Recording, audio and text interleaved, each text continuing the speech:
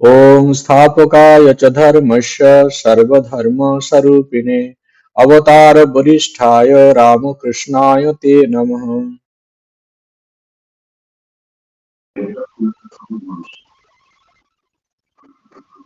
আজকে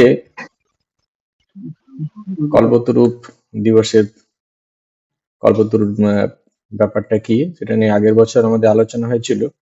তো দু একজন ভক্ত আমাদের জানিয়েছেন মহারাজ বুঝতে একটু অসুবিধা হচ্ছে। তো ওই জিনিসটা নিয়ে আবার আমরা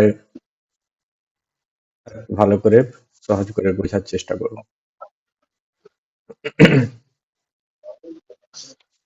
পুরাণে এরকমই আছে ঘটনা যে দেবতাদের সঙ্গে অসুরদের মধ্যে দ্বন্দ্ব। তো তখন সেই দ্বন্দ্বে ওদের তো সবসময় ফাটাফাটি চলে। তো এক সময় তারা সন্ধান পেল যে সমুদ্রের মধ্যে অনেক মূল্যবান জিনিস আছে। তো সমুদ্র মন্থন চলছে, সেখান থেকে সেই অমৃত পাওয়ার জন্য তারা দেবতা অসুর দুজনেই তারা কি করছে, দেবতাদের পক্ষ অসুর পক্ষ দুজনেই আহ সেটি করছে। লক্ষ্মীর ভান্ড এসছে, ঐরাবত এসছে, সেখানে আরো অন্যান্য কিছু, সেই সঙ্গে পারিজাত বৃক্ষ। এই পারিজাত বৃক্ষই হচ্ছে কল্পতরু বৃক্ষ। এটি দেবরাজ ইন্দ্রের যে নন্দন কানন, সেই নন্দন কাননে এটি স্থান পেয়েছিল, সেখানেই থাকতো এটি। তো সেই পারিজাত বৃক্ষকে ভগবান কৃষ্ণ আহ মাতা সত্যভামার ইচ্ছানুসারে, তার ইচ্ছা হলো যে ওটা নিয়ে আমার চাই। তখন তিনি ইন্দ্রের সঙ্গে যুদ্ধ করে ভগবান কৃষ্ণ নিয়ে এসেছেন। এই বৃক্ষকেই আমরা কল্পতরু বলি। এই কল্পতরু বৃক্ষের মানে এটির বৈশিষ্ট্য, তার কাছে যা কিছু চাওয়া যায় সেটি পূর্ণ হয়ে যায়। তো 1886 খ্রিস্টাব্দে 1 জানুয়ারিতে ঠাকুর কিন্তু ভক্তদের, ভক্তদের বলবো, যে সমস্ত মনোবাঞ্ছা পূর্ণ করেছিলেন। যে যা চাইছে তাই এক দুজন ছাড়া সবারই তিনি এটি করেছেন। কিন্তু পরবর্তী সময়ে তিনি সেটিও, যে দু একজন বাকি ছিল তাদেরও তিনি মনোবাঞ্ছা পূর্ণ করেছেন, যদিও অনেকে তারা ধরে রাখতে পারেনি ঠাকুরের কাছে তাদের সেই উচ্চ অবস্থা। ঠাকুরের কাছে অনুনয় বিনয় করেছেন যে আমরা ধরে রাখতে পারছি না, সেই অবস্থা ফেরত দিয়ে দিয়েছে। তো আমাদের ভক্তরা সেই জন্য আমরা ভাবি কি, যে এই দিনটিতে আমরা পালন করি, ঠাকুর যেন আমাদের সবসময় এটিতে কৃপা করছেন, ওই দিনে আমাদের বিশেষভাবে তিনি কৃপা করবেন। ঠাকুরের তো সবসময় কৃপা আছেই, ওই দিনটিতে যেন বিশেষ কল্পতরু দিবসে যেমন করেছেন ঠিক তেমনি ভাবে তিনি করবেন। তো ঠাকুরের তখন গলরোগ হয়েছে, ডাক্তার বৈদ্য একের পর আসছেন, বিভিন্ন রকম তারা পরামর্শ দিচ্ছেন, সেই অনুযায়ী ঠাকুরের চিকিৎসা করা হচ্ছে। এক সময় মহেন্দ্রলাল সরকার তিনি বিভিন্নভাবে ঠাকুরের চিকিৎসা করেছেন। তিনি বললেন কি, যে একটু নির্জন স্থানে যদি ঠাকুর থাকে তাহলে কিন্তু ঠাকুরের গলার রোগটা অনেকটা তাড়াতাড়ি মানে সুস্থ হয়ে উঠবেন তা। তো সেই কথাটিকে মাথায় রেখে ঠাকুরকে কলকাতার উত্তরে কাশীপুরে রানী কাত্যায়নীর জামাতা গোপাল বাবুর বাগানে, বাগান বাড়ি, সেইখানে আনা হয়েছে। বাগানে আসার পরে ঠাকুর বেশ মানে কয়েকদিন ডাক্তার রাজেন্দ্রলাল দত্ত আর মহেন্দ্রলাল দত্ত দুজনেই ডাক্তার, তারা পরামর্শ করে লাইকোপোডিয়াম 200 ঠাকুরকে প্রয়োগ করছে। এ রোগ বলছে এতে যদি এটি খাওয়া যায় তাহলে কিন্তু ঠাকুরের তাড়াতাড়ি রোগটা উপশম হয়। তো সত্যি সেই দেখা গেল ঠাকুর কিছুটা ভালো অনুভব করছেন কয়েকদিনের মধ্যে। কাশীপুরে যতদিন এসছেন ঠাকুর কিন্তু আর সেই দোতলা থেকে নামেননি কোনো। তো ওই দিন হঠাৎ মনে হলো একটু তিনি ব্যাস সেজে গুজে তিনি নিচের দিকে যাওয়ার চেষ্টা করছেন। লাটু মহারাজ তিনি কি করলেন, অদ্বৈতানন্দজি উনি নিয়ে আসছেন, নিয়ে এসে দেখছেন নিচে অনেক লোকজন আছে। তো দেখে তখন বলছেন ঠিক আছে এরা আছে, ঠাকুর তাদের সঙ্গে কথাবার্তা বলবে, আমি এই সুযোগে কি করি না, ঠাকুরের তো অনেকদিন ধরে বিছানাপত্র রোদে দেওয়া হয় না, সবসময় বিছানাতে থাকছেন, তো রোদে তো ঠাকুর বিছানাপত্র দেওয়া হচ্ছে না, রোদ এই জন্য রোদ একটু দিলে বিছানাটা একটু গরম থাকবে, হ্যাঁ, এই কারণে ওই কাজে চলে গেছে, ঠাকুরকে ছেড়ে দিয়ে। তো ভক্তদের একটি ঠাকুরে যখন অসুস্থ প্রথম হয়েছিলেন, তাদের মনে এরকম তারা সংকল্প নিয়েছিল যে যতদিন পর্যন্ত না ঠাকুর সুস্থ হয়, আমরা ঠাকুরকে আর মানে টাচ করবো না, প্রণাম করবো না, কেন ওতে ঠাকুরকে প্রণাম করলে কি হবে, আমাদের পাপ ঠাকুরের গায়ে লাগবে, তার ঠাকুরের তাড়াতাড়ি রোগ সেরে উঠবে না, আহ, এরকম একটা তারা প্রতিজ্ঞা নিয়েছে। তো ঠাকুরকে দর্শন করার পরে তারা সবাই দল বেঁধে যাচ্ছে। তো এমন যেতে যেতে হঠাৎ দেখছে যে আহ ঠাকুর দেখতে পেলেন যে গিরিশ ঘোষ আরো দু একজন রামচন্দ্র আছে, তো তাদের একটি গাছের তলায় তারা বসে আছে, তো ওখানে এখানে গল্প করছে, ঠাকুরকে দেখে তারা এগিয়ে আসছে। তো গিরিশকে দেখে তো ঠাকুর তখন বলছেন যে তুমি যে জনসম্মুখে এরকম বলে বেড়াও আমার সম্বন্ধে, এই অবতার অবতার সব বলো বলো, উম, কি ব্যাপারটা কি, তুমি কি দেখেছো? তখন গিরিশ ঘোষ কি করছেন, যেই জিজ্ঞাসা করেছেন গিরিশ ঘোষকে ঠাকুর, তিনি যে হনুমানজি যেরকম পশ্চারে শ্রী রামচন্দ্রের কাছে বসে থাকেন, ঠিক ঠিক তেমনি ভাবে নতজান হয়ে করজোড়ো করে কাতর কণ্ঠে বলছেন যে ব্যাস বাল্মীকি যার কথা বলে অন্ত করতে পারে, আমি তার সম্বন্ধে আর কি বলবো অধিক, আমি কি বলতে পারি তার সম্বন্ধে।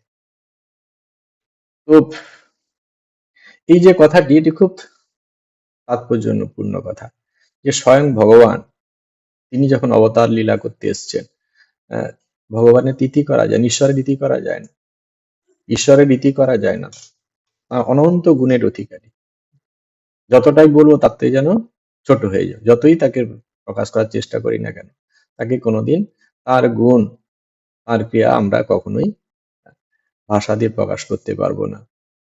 সেই জন্য বলছেন কি যে ব্যাস বাল্মীকির মতো এমন বড় বড় ঋষিরা যার কি করে না তার গুণকীর্তন শেষ করতে, ব্যাস কি করেছেন, রামচন্দ্রের সম্বন্ধে রামায়ণ লিখেছেন, কিন্তু শেষ করতে পারেননি, অনেক কিছু বলার আছে। বাল্মীকি ঠিক, বাল্মীকি তিনি কিছু রামায়ণ রচনা করে তিনি চেষ্টা করছেন যে রামচন্দ্রের মহিমা প্রকাশ করেন, তিনি পারেননি। ব্যাসদেব আহ, তিনি তেমনি কি করলেন না, ভাগবত ভাগবত রচনা করে ভগবান কৃষ্ণের জীবন লীলা তিনি প্রচার করার লেখার চেষ্টা করলেন, তিনিও শেষ করতে পারেন। ভগবানের লীলা ইতি করা যায় না, যেন একটা কয়েনের হেড অ্যান্ড টেল আছে, আমি যখন হেডটা দেখছি আমি টেলটা দেখতে পাচ্ছি না, আবার যখন টেল দেখছি হেডকে দেখতে পাচ্ছি না। অবতার লীলা যে ঠাকুর মানে ভগবানের কোন একটি একটা বিশেষ রূপ আমি দেখতে পাচ্ছি, কিন্তু তাছাড়াও যে অনেক কিছু আছে তা সেটি কিন্তু আমাদের চোখে পড়ছে না, আমার চর্মচক্ষুতে আমরা এর বেশি দেখতে পাচ্ছি না। ঠাকুর কথামিতে কি বলছেন, ঈশ্বর সাকার নিরাকার, আবার সাকার নিরাকারের পার, তো সেটিকে ব্যক্ত করা তো যাবে না। আবার অনুভবের গহরে যখন সমাধিতে যখন চলে যাচ্ছে কেউ, তখন যে অনুভবটা হচ্ছে সেই ব্রহ্ম সম্বন্ধে যে আহ, যা কিছু অনুভব, সেই অনুভবটাকেও প্রকাশ করা যায় না, সেটা একটা ভেতরের অবস্থা, সেটাকে ভাষা দিয়ে প্রকাশ করা যায় না, কি অনুভূতিটা হয়, জল কেমন না জল যেমন, তো এর বেশি কিছু বলা যায় না। তো এইরকমই অবস্থা। তো ঠাকুর, তো গিরিশ ঘোষ কি করছেন, ঠাকুরের সম্বন্ধে এরকম স্তুতি করছেন, যখন ঠাকুরের সম্বন্ধে এরকম স্তুতি করছেন, তখন তিনি কি করছেন, ঠাকুরের হঠাৎ তার গুণকীর্তন করাতে তিনি কি করছেন, ভাবস্থ হয়ে গেছেন, তার শরীর রোমাঞ্চিত হচ্ছে, তিনি সমাধিস্থ হয়ে পড়লেন, তার স্বরূপের সেই বর্ণমান কথা শুনে আর কি, সেই গিরিশের বিশ্বাস, এই যে কথা ভেতর থেকে সরল হৃদয়ে যে বেরিয়ে এসছে, সেই কথা শুনে ঠাকুরের সমাধিস্থ হয়ে গেছে। ঠাকুরের মুখমণ্ডল তখন হচ্ছে কি, এরপরে ঠাকুর কি করছেন, অর্ধ বাহ্য দশায় ফিরে এসছেন, তখন তার মুখে আধো আধো হাসি আছে। তো সকলকে লক্ষ্য করে তিনি বলছেন, তোমাদের আর কি বলবো, তোমাদের সকলের চৈতন্য। তো ঠাকুরের মুখে এরকম কথা শুনে আনন্দে সবাই আত্মহারা হয়ে গেছে। কেউ প্রণাম করছে, কেউ পুষ্প নিয়ে উপর দিকে ছুঁড়ে ফেলছে, পুষ্প বৃষ্টি করছে। তো তারা যে সংকল্প নিয়েছিল যে ঠাকুরকে যতদিন পর্যন্ত না ঠাকুর সুস্থ হয় ততদিন পর্যন্ত আমরা ঠাকুরকে আর প্রণাম করবো না, স্পর্শ করবো না, সব কিছু তারা ভুলে গেছে, আত্মহারা হয়ে গেছে।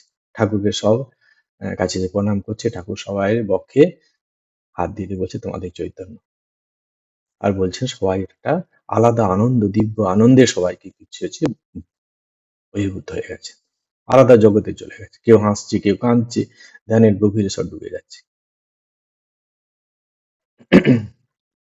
তো এই সময় ত্যাগী ভক্তরা তারা কিন্তু আহ, নিদ্রার মধ্যে ছিল, সেই কারণে আসেনি। পরবর্তীকালে যখন লাটু মহারাজকে জিজ্ঞাসা করা হয়েছিল যে আপনি তো উপরে ছিলেন, আপনি তো দেখেছেন এই দৃশ্যগুলো, অন্যজন আরেও অন্যরা ঘুমাচ্ছিল, ঠিক আছে, কিন্তু আপনি তো দেখে যে আসেননি কেন আপনি? তখন তিনি সুন্দর একটি কথা বলছেন, ঠাকুর আমাদেরকে সমস্ত কিছু ভরে দিয়ে দিয়েছে, আর কি চাওয়ার আছে, সেই কারণে আসার প্রয়োজন মনে করি। তো ঠাকুর যখন দক্ষিণেশ্বরে ছিলেন, আহ, অনেকের সারদানন্দজি মহারাজকে এই কল্পতরু প্রসঙ্গে জিজ্ঞাসা করছেন, তখন তিনি বলছেন যে ওই বিশেষ দিনটা 1 তারিখেই যে তিনি কল্পতরু হয়েছিলেন, এরকম কিন্তু ব্যাপার না। এর আগেও কিন্তু তিনি সবসময় ভক্তদেরকে, ভগবান যখন আসেন তিনি ভক্তদের কৃপা করার জন্যই আসেন, সবসময় কৃপা করেন। তো শরৎ মহারাজ নিজেই, সারদানন্দজি বলছেন, একবার আমি দাঁড়িয়ে আছি, তো ঠাকুর বলছেন, কিরে তুই কিছু চাইলি না আমাকে? তখন সৎ মহারাজ বলছেন, আপনি আমাকে এমন আশীর্বাদ করুন যেন আমি কি করতে পারি, সর্বভূতে ব্রহ্ম দর্শন করতে পারি, সবার মধ্যে ঈশ্বর, এটি আমি দেখতে পাই, যেন অনুভব করতে পারি। তখন ঠাকুর বলছেন, এটা তো শেষ কথা রে, এ তো শেষ কথা। বলছে আমি ওসব জানি না, আমি এটাই চাই। তখন ঠাকুর বলছেন, তোর হবে। তো পরবর্তীকালের সেই শরৎ মহারাজ বলছিলেন যে ঠাকুরের সেই আশীর্বাদ এখন আমি বুঝতে পারছি। তিনি সর্বভূতে ব্রহ্ম দর্শন, বেদান্তে যেটি হাইস্ট টিচিং, সর্বম খলুদং ব্রহ্ম, সেটি তিনি অনুভব করছেন এখন।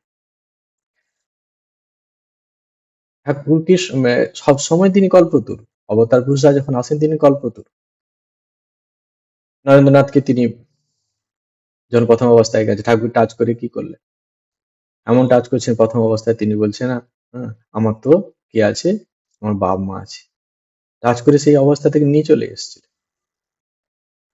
ত্যাগী সন্তানদেরকে তিনি একের পর এক তিনি করেছেন।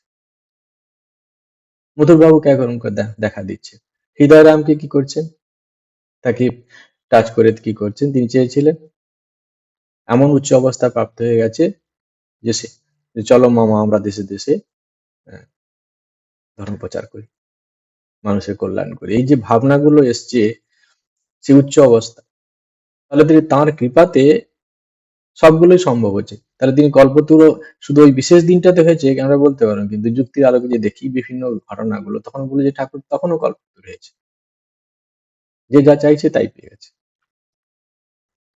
সমাধি চেয়েছিলেন স্বামীজি, আমি নির্বিকল্প সমাধি থাকবো, ঠাকুর বকেছেন, কিন্তু তারপরও তিনি দিয়েছেন। যদিও তিনি রেখেছিলেন যে না, তো চাবিটা আমার কাছে আমি রেখে দিলাম, কিন্তু ঠাকুর করে দিয়েছিলেন।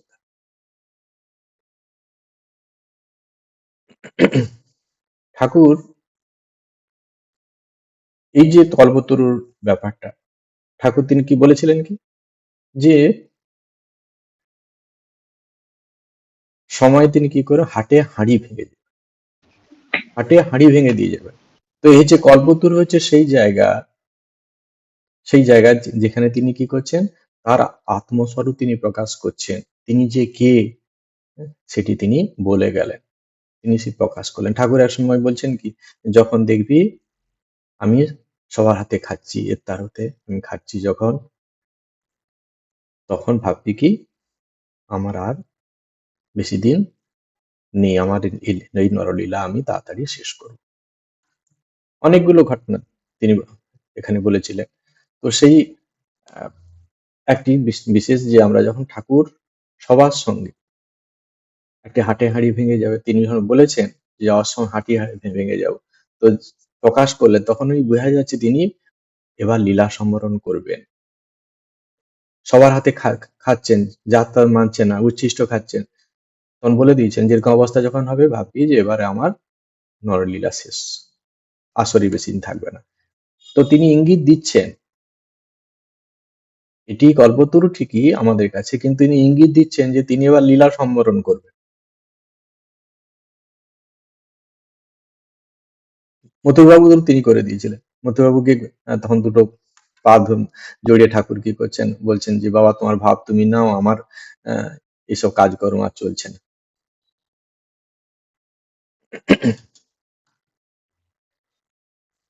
শ্রী রামকৃষ্ণের মুখে তিনি নিজেই বলছেন যে ঈশ্বর কল্পতরু, যে যা চাইবে তাই পাবে।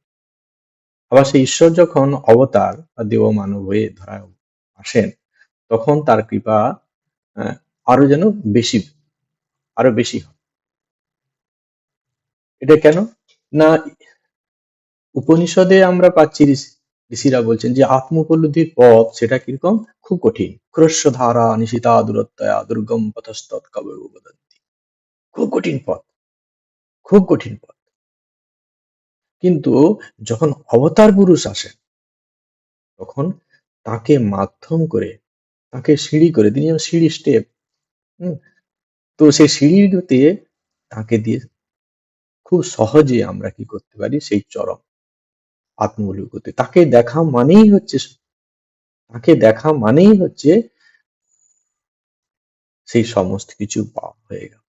তিনি সেই পরব্রহ্ম পরমাত্মার জমাট বাঁধা রূপ, তিনি এই অবস্থাতেই আসছেন, এইভাবে তিনি ধরা দিচ্ছেন আমাদেরকে, কারণ আমাদের মতো সাধারণ মানুষকে কৃপা করার জন্য, আমাদের মতো সাধারণ মানুষকে কৃপা করার জন্য। এটি হচ্ছে অবতার লীলার সব থেকে, দুষ্টের দমন শিষ্টের পালন এগুলো বলি। তো দুষ্টের দমন তিনি করেন না, তিনি তার কল্যাণই করেন। তার মধ্যে যে অসৎ ভাবনাটা আছে সেটি কাটিয়ে তার মধ্যে তার কাছে তার করে নেন তিনি, তার মধ্যেই তিনি তখন সমাহিত হয়ে যান, তার মধ্যে সমাহিত হয়ে যান। তাহলে তিনি দমন করছেন না, মা শাসন করছেন সন্তানকে, এই শ্মশানের এই যেই যে শাসন করছে, শাসনের মধ্য দিয়েই কিন্তু সন্তানের কল্যাণ করছে।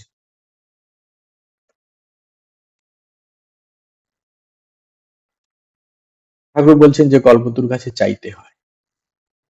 এটা কি বলতে চাইছেন কল্পতরু চাইতে হয়? কারণ আমরা যদি কোনো কিছু পেতে চাই, তার সঙ্গে তো কানেক্ট করতে হবে। যোগসূত্র যদি স্থাপন না হয়, আমরা কিন্তু কোনো কিছু পাবো না।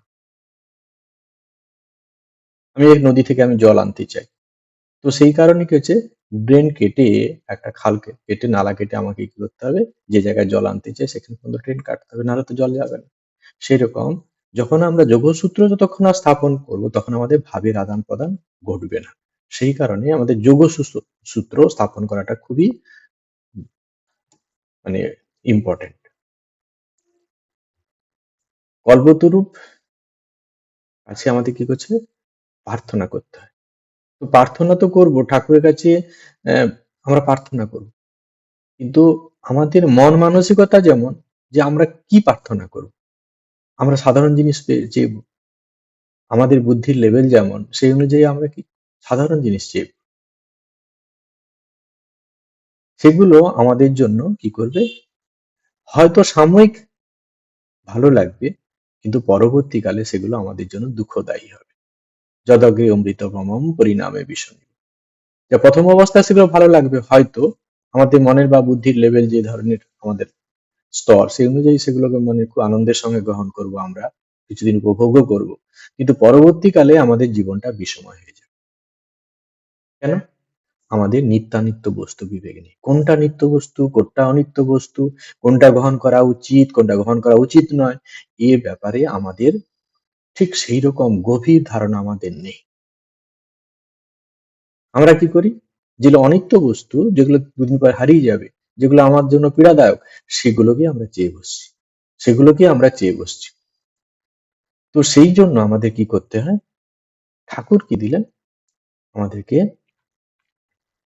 একটি কথা বললেন, তোমাদের চৈতন্য হোক। আর কি বলবো? তোমাদের চৈতন্য হোক।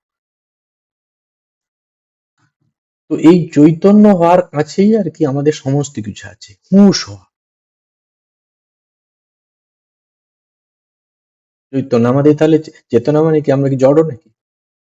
মানে সুখ দুঃখ ব্যথা বেদনা সমস্ত কিছু অনুভব করছি, তার মানে তো আমরা চেতন। কিন্তু এখানে ওইটি চেতনার কথা বলা হচ্ছে না, আমাদের বিবেকের চেতনা। আমাদের বিবেক হারিয়ে গেছে, সংসার বন্ধনে আবদ্ধ হয়ে আমরা কি করছি? হারিয়ে ফেলছি আমাদের যে যথার্থ স্বরূপটা আমরা বুঝতে পারছি না।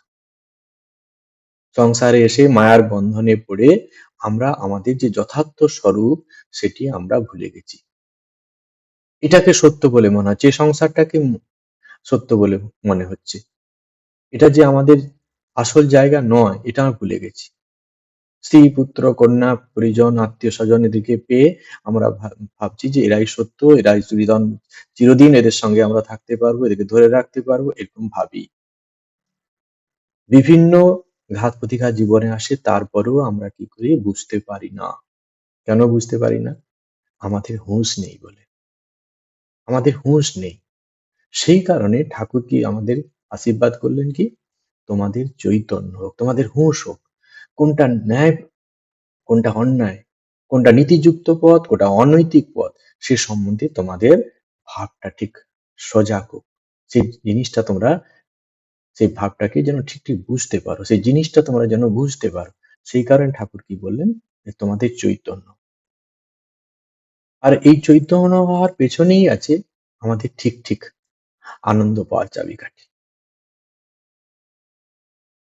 কারণ আমরা নিজেরা কিন্তু দায়িত্ব নিতে পারবো না, আমরা ভুলভাল চেয়ে ফেলবো। আমরা সাধারণ জিনিসগুলো ভগবানের কাছে চাই, ওইগুলোই চাই। কিন্তু মা যেমন ছোট ছেলে যা কিছু চাইলে তার হাতে দিতে পারে না, কারণ জানে যে এর কাছে যে এই জিনিসটি দেওয়া হয় ওর জন্য ক্ষতিকর, সে কেন দিতে পারেন না। সেই জন্য প্রভু কি করলেন? আমাদের তিনি নিজে থেকে দিলেন। সবাইকে তিনি বলতেন তোমাদের চৈতন্য হোক। এই কল্পদ্রূপ দিন, অন্য সময় তিনি বলতে আশীর্বাদ করতেন তোমাদের চৈতন্য।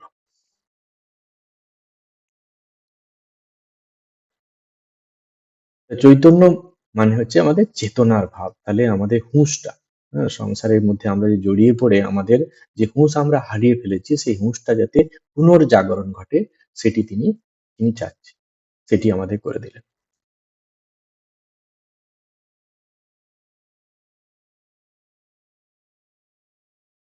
আমাদের যে বৈদিক অনুশাসন, সেখানে আমরা চতুরাশ্রমের কথা আছে। সেই চতুরাশ্রম, সেখানে আমরা কি পাই? চতুর্বর্গ ফল বা আহ, চতুর্বিধ পুরুষার্থ কি আছে? ধর্ম অর্থ কাম মোক্ষ।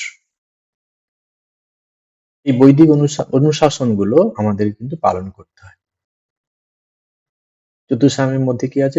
চতুরাশ্রমের মধ্যে আছে ব্রহ্মচর্য, গার্হস্থ, বানপ্রস্থ, সন্ন্যাস। এগুলো আমরা আগেও শুনেছি। তার মধ্যে ধর্ম অর্থ কাম ও মোক্ষ। তাহলে ব্রহ্মচর্য জীবনে কি আছে? ধর্ম। ধর্ম কি? নীতি আদর্শ, এগুলো শিখতে হয় ব্রহ্মচর্য জীবনে। এগুলো যদি আমরা না শিখি, তাহলে গার্হস্থ্য জীবনে অর্থ আর কামের উপভোগ আমরা ঠিক ঠিক করতে পারবো না। কারণ কি? আমার তো বিবেকের পরিপূর্ণতা, বিবেকটা ম্যাচিওর হয়নি। সেই কারণে আমরা যখন সংসার জীবনে যাব, গৃহস্থ জীবনে যাব, তখন কি হবে? আমাদের মধ্যে অনৈতিকতা বৃদ্ধি পাবে। কি ধরনের ভোগ সুখ আমরা কতটা গ্রহণ করব, কোন পথে যাব, কিভাবে চলতে হবে, সেই ব্যাপারগুলো আমাদেরকে, আমরা বিভ্রান্ত হয়ে পড়ব। যারা আধ্যাত্মিক ভাব নিয়ে চলে, নীতি নিয়ম নিয়ে চলে, তাদের জীবনশৈলী গৃহস্থ জীবনে, সংসার জীবনে, আর যারা এই নীতির ধার ধারে না, তাদের জীবনশৈলী আকাশ পাতাল পার্থক্য। সমাজের দিকে চেয়ে দেখুন, আমরা বুঝতে পারবেন সেটি। তো এটি হচ্ছে কেন না, আমরা ধর্ম জীবনে অর্থাৎ ব্রহ্মচর্য জীবনের যে সাধনাটি, সেটি আমরা ঠিক ঠিক গ্রহণ করিনি। সেটি আমরা ঠিক ঠিক গ্রহণ করিনি বলে তার ফল আমরা গার্হস্থ্য জীবনে দেখতে পাচ্ছি। আবার গার্হস্থ্য জীবনে অর্থকামী যে উপভোগ, সেটি যদি ঠিক না করি, আমার যে পরিপূর্ণতা না হয়, তারপরে যদি আমার সেই আহ, বানপ্রস্থ বা সন্ন্যাস জীবনে আসার আমি উপযুক্ত নয়, অথচ আমি কি করলাম, বানপ্রস্থ আশ্রমে বয়স হয়ে গেছি চলে গেলাম, কিন্তু আমার মনে সেগুলো আছে এখনো, সেক্ষেত্রে কি হবে, আমার বানপ্রস্থ আশ্রমকেও ঠিক ঠিক বানপ্রস্থ আশ্রম কলঙ্কিত হয়ে যাবে। তাহলে যথার্থ শিক্ষার মাধ্যমে, নৈতিকতার মাধ্যমে, যাতে তা বিবেকের যদি জাগরণটা হয়, তাহলে নৈতিক আদর্শগুলো আমরা সুন্দর করে পালন করতে পারবো। তার ফলে সংসার জীবনে এসে অর্থকামের উপভোগ আমরা ঠিক মার্জিত ভাবে করতে পারবো। এর ফলে যখন পরিণত বয়স হবে, তখন বানপ্রস্থ স্বাভাবিকভাবেই মনে সংসারের প্রতি ওই ভাবনাটি আর আসবে না। আমাদের আধ্যাত্মিক মনের স্তরকে উপরে নিয়ে যাওয়ার ইচ্ছা হবে, বানপ্রস্থ সমস্ত কিছু ত্যাগ করে বানপ্রস্থ আমরা যাব। এরপরে সেখানে কিছুদিন ট্রায়াল দেওয়ার পরে, সেই জীবন কাটানোর পরে চরম সত্য লাভের জন্য একবারে সন্ন্যাস। এটি হচ্ছে আমাদের বৈদিক পরম্পরা। এইভাবেই আমাদের সমাজ জীবন চলতে থাকে। কিন্তু আমরা যদি সেগুলো ঠিক ঠিক, প্রথম যে সাধনা ধর্ম, হ্যাঁ, অর্থাৎ ব্রহ্মচর্য জীবন, সেটি যদি ঠিক মতো না পালন করি, শাস্ত্রীয় অনুশাসন যদি না পালন করি, নীতি আদর্শ যদি না পালন করি, তাহলে কিন্তু পরবর্তী যে স্টেপ গুলো ছিল ঠিক মতো করতে পারবো না। আর সেইগুলো ব্রহ্মচর্য জীবনে যে সাধনা, সেটি করার জন্য আমাদের চেতনা খুব ভীষণ দরকার। হুঁশ যাতে থাকে, যদি হুঁশ থাকে, তাহলে কি হবে, আমরা সেই নীতি নিয়মগুলোকে ঠিক ঠিক ভাবে আমরা গ্রহণ করব, এবং পরবর্তী জীবনে সেটি ঠিক মতো করে আমরা পালন করব। সেই আদর্শ শিক্ষা আমরা ঠিকমতো গ্রহণ করি না বলেই ছাত্র জীবনে, সেই কারণে পরবর্তী অবস্থায় আমাদের যে সমাজের যে বিশৃঙ্খলাগুলো দেখতে পাই, তার মূল কারণ কিন্তু এটি। বৈদিক পরম্পরায় যে শিক্ষা আছে, সেই শিক্ষাটি আমাদের বর্তমান শিক্ষার ব্যবস্থার মধ্যে এসেছে, কিন্তু আমরা ততটা গুরুত্ব দিয়ে আমরা ছাত্রদের শেখাই না। সেই কারণে তার প্রভাব সমাজকে আজ ভুগতে হচ্ছে, সমাজও ভুগছে, সঙ্গে সঙ্গে এই ছাত্রছাত্রীরা যখন পরবর্তীকালে বড় হয়ে সংসার জীবনে যাচ্ছে, ব্রহ্মচর্য জীবন থেকে সংসার জীবনে যাচ্ছে, তার কুপ্রভাব আমরা দেখতে পাচ্ছি।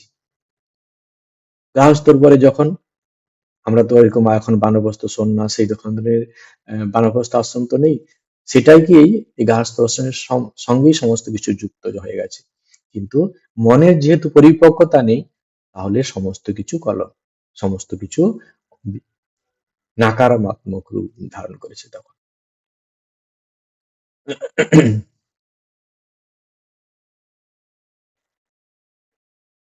তাহলে ঠাকুর আমাদের যে আশীর্বাদ করছেন, তোমাদের চৈতন্য, তার তিনি আত্মশক্তির চৈতন্য, বিবেক শক্তির চৈতন্য, ধী শক্তির চৈতন্য। এই যে বুদ্ধি যদি চৈতন্য হয়, আত্মশক্তির যদি চৈতন্য হয়, তাহলে কি হলো, তাহলে আমরা জীবনটিকে সুন্দরভাবে কাটাতে পারবো, আমরা ঠিক ঠিক মানুষ হতে পারবো। আমরা সংসারে এসেছি, যে সংসারে এসে যে আনন্দের মধ্যে আছি, সেই আনন্দ উপভোগটা ঠিক মতো করতে পারবো। মার্জিত উপভোগের মাধ্যমে আমরা আমাদের জীবনটাকে সুন্দরভাবে কাটাতে পারবো। অত্যধিক ভোগবাসনা সমস্ত কিছু যে অত্যধিক, সেটা আমাদের জন্য ক্ষতিকর, সেটি এই বিবেক আমাদেরকে সেটি বলে দেবে। যেহেতু আমরা সেই শিক্ষিত হইনি, সেই কারণে আমাদের মধ্যে বা আমাদের সমাজ ব্যবস্থায় বিভিন্ন রকম সমস্যা দেখা দিচ্ছে। তো ঠাকুর তোমাদের চৈতন্য হোক, এই কথাটি বলে আমাদেরকে কিন্তু করছেন, আমাদের বিবেকটাকে জাগানোর চেষ্টা করছেন, আমাদের সমস্ত দিক থেকে কিন্তু তিনি ওই একটা শব্দের মধ্যে আশীর্বাদ করে দিলেন, যাতে আমরা যে পথে থাকতে চাই, তার জন্য কল্যাণ। তুমি সংসারী থাকতে চাও, তুমি যদি ঠিক ঠিক তোমার বিবেককে জাগাও, তুমি ভালো আদর্শ তুমি সংসারী হতে পারবে। যেভাবে থাকতে হয়, বৈদিক পরম্পরায় যেরকম সংসারী মানুষের কথা বলা হয়েছে, সেরকম থেকে সেখান থেকেই তুমি তোমার আধ্যাত্মিক উন্নতি করতে পারো। তুমি সন্ন্যাস নিতে চাও, সেখানেও আদর্শের কথা বলা হয়েছে, সেই আদর্শ যদি তোমার মধ্যে সেই রকম চেতনা জেগে ওঠে, সেরকম হুঁশ আসে, তাহলে সংসারের অনিত্যতা তোমাকে ভালো করে বুঝিয়ে দেবে। তখন সংসার তোমাকে গ্রাস করতে পারবে না। তুমি চরম বৈরাগ্য নিয়ে তুমি কি করবে, জীবনের সর্বোচ্চ আদর্শ লাভের জন্য চলে যাবে। ঠাকুরের ওই আশীর্বাদের মধ্যেই কিন্তু যে যে পথের পথিক, সেই পথেই তাকে কিন্তু হাইয়েস্ট জায়গা, হাইয়েস্ট জিনিস পাওয়ার জন্য অধিকারী করে দিচ্ছেন তোমাদের চৈতন্য। তো আজকে যে আমরা কাশীপুরে কালকে গতকাল আমরা কি দেখছি যে ভীষণ ভক্তরা সব রাত্রি 31 তারিখ রাত্রি থেকে আহ, ভিড় ভাট্টা ভর্তি, লাখ লাখ লোক যাচ্ছে ঠাকুরের কাছে, সে প্রণাম করে তাদের ঠাকুরের সে আশীর্বাদ নেওয়ার জন্য। আজকেও চলছে। তো ঠাকুর কিন্তু সবসময়, ভগবান আসেন সবসময় আমাদের কৃপা করছেন। আমাদের শুধু মনে রাখতে হবে তোমাদের চৈতন্য, তিনি এটির মধ্য দিয়ে আমাদেরকে সবসময় আমাদেরকে হুঁশ থাকতে বলছেন। আশীর্বাদ সবসময় ঠাকুরের আছে, শুধু জেগে রাখতে হবে ওই শব্দটুকু। আমাদের যেন আমরা যেন হুঁশ থাকি সমস্ত কিছু কাজ করার আগে পরে, সব অবস্থাতে আমার যেন হুঁশ থাকে, আমি কি করছি, আমার কি করা উচিত। আহ, এটি যদি আমরা হুঁশ রাখি, তাহলে বেতালে আর পা পড়বে না। আর যদিও একবার ভুল হয়ে যায়, ওই যে বিবেকটা যে আমাদের জেগে গেছে, হুঁশ জেগে গেছে, সেই কারণে দ্বিতীয়বার আমাদের এরকম ভুল হবে না। তো ঠাকুরের সেই যে আশীর্বাদ, সেটিকে আমরা আহ, নিয়ে সেই আশীর্বাদটিকে তিনি সব সময় করছেন। সেদিন হ্যাঁ 1886-তে তিনি করেছেন এমন নয়, তারপরেও তিনি করে যাচ্ছেন। এই কথাটি মনে রেখে আমরা যেন সবসময় আমাদের জীবনটিকে এইভাবে সুন্দর করে কাটাই। তাহলে আমাদের মনুষ্য জীবনের যে উদ্দেশ্য, ঠাকুর বারবার বলেছেন যে মনুষ্য জীবনের উদ্দেশ্য ঈশ্বর লাভ, সেটি আমাদেরকে আমরা আস্তে আস্তে বুঝতে পারবো যে জগৎ যে অনিত্য, এখানে আর অন্য কিছু নেই। এখানে সেই ঈশ্বরই একমাত্র নিত্য বস্তু। সুতরাং ঈশ্বর লাভই হচ্ছে আমাদের জীবনের একমাত্র উদ্দেশ্য। সেটি আমরা পরপর বুঝতে পারবো যদি আমাদের এই হুঁশ আসে, এই বিবেকটি জাগে। সব সময় ঠাকুরকে নিয়ে আমাদের জীবন কাটানোর চেষ্টা করতে হবে। ঠাকুরের বাণীকে আশ্রয় করে আমাদের জীবন কাটানোর অভ্যাস করতে হবে। তিনি সব সময় আমাদের কৃপা করছেন। সেদিন কল্পতরু নয়, এখনো তিনি হচ্ছেন, সব সময় হচ্ছেন। শুধু আমাদেরকে যুক্ত করতে হবে। যদি যোগসূত্র স্থাপন করা যায়, তাহলে তার কৃপা বাতাস আমরা সবসময় বুঝতে পারবো। তিনি যে কি আশীর্বাদ করছেন, তিনি যে আমাকে সবসময় প্রেরণা দিচ্ছেন আমার, সেটি আমরা সবসময় বুঝতে পারবো যদি যোগসূত্র স্থাপন আমরা করি। আজকে এই পর্যন্ত। ভালো থাকুন, আনন্দে থাকুন। ওম শান্তি শান্তি শান্তি। হরি ওম তৎসৎ। শ্রীরামকৃষ্ণার্পণমস্তু।